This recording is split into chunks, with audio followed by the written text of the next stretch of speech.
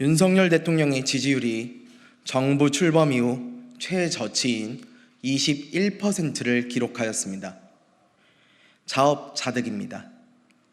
대통령 자신과 가족의 방탄을 위해 무리하게 거부권을 휘둘러댄 윤석열 정부의 현 주소가 여실히 드러났습니다.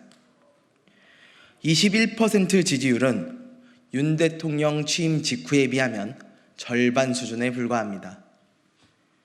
노태우, 김영삼, 김대중, 노무현, 이명박, 박근혜, 문재인까지 집권 2년 무렵 조사한 역대 대통령 지지율 중에서도 단연 최하위 꼴찌입니다.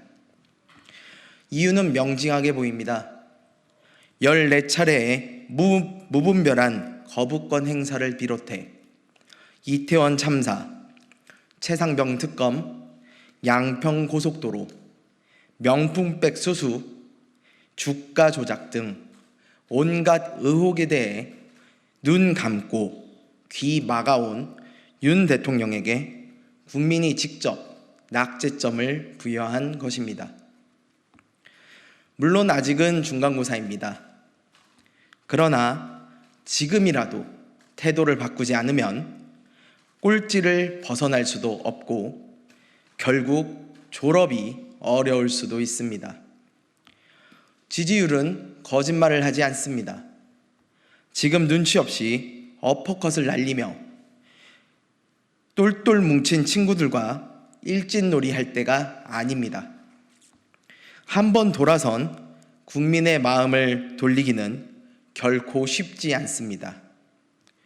대통령은 지금이라도 최상병 사건을 비롯한 국민적 의혹에 대해 직접 진실을 밝히고 국민 앞에 진심 어린 사죄를 하는 것만이 더 이상의 추락을 막을 유일한 방법임을 명심하시기 바랍니다. 해병대원 특검법 거부에 너희가 보수냐고 외치는 해병대 예비역들의 절규를 안주 삼듯 윤석열 대통령과 국민의힘 의원들은 축하주를 들었습니다. 단일 대우를 외치며 특검법을 거부한 국민의힘이 워크숍에서도 단합과 결속을 강조했습니다. 여당이 대통령의 호위 부대를 자처하니 윤 대통령은 기꺼운 듯 한몸 되자며 하사주를 내렸습니다. 불공정과 비상식으로 점철된 해병대원 순직 사건의 진실을 틀어막았다고 좋아하는 게 정말 대한민국 보수 정당이 맞습니까? 민심을 정면으로 역행하는 대통령에게 말 한마디 못하는 게 과연 여당이 맞습니까? 민의를 거부하는 대통령에게 찍소리도 못하는 여당은 대통령 심기경호처라고 부르는 게 맞습니다. 더욱이 108석은 굉장히 큰 숫자라며 총선 민의를 부정하는 여당에 어이가 없습니다.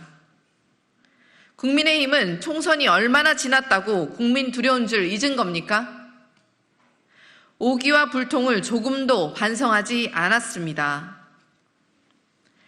윤석열 대통령의 한몸 되어 나라를 지키자는 말은 국민에게는 한몸 되어 나를 지켜라로 들립니다. 국민의 명령을 거부한 윤석열 대통령과 국민의힘에게 국민은 축하주가 아니라 벌주를 내릴 것입니다. 또한 국민의힘이 계속해서 민의를 외면하고 용산의 이중대를 자처한다면 국민에게 철저히 버림받을 것입니다. 국민의 고통과 분노에도 술만 보면 환하게 웃는 윤석열 대통령이 국민의 벌주에도 과연 웃을 수 있을지 지켜보겠습니다. 한국갤럽 여론조사에서 윤석열 대통령의 국정 지지도가 21%를 기록해 20%선 붕괴 위기에 몰리는 상황이 됐습니다. 갤럽은 2024년 5월 다섯째 주 전국 만 18세 이상 유권자 1,001명을 상대로 조사한 결과 윤 대통령의 국정 수행에 대한 긍정평가는 21%, 부정평가는 70%로 집계됐고 나머지는 평가를 유보했다고 밝혔습니다. 같은 기관 조사에서 윤 대통령 국정 지지도는 총선 직후 23%로 떨어졌다가 4월 네 번째 주부터 세 차례 조사 연속 24%를 기록했는데 이번 조사에서 3%포인트 떨어진 21%까지 낮아진 겁니다. 갤럽은 긍정률 21%는 취임 후 최저치, 부정률 70%는 취임 후 최고치라고 밝혔습니다. 부정평가의 이유로는 경제 민생 물가 15%, 소통 미흡 9%, 전반적으로 잘못한다 7%, 거부권 행사 및 독단적, 외교가 6%로 집계됐습니다.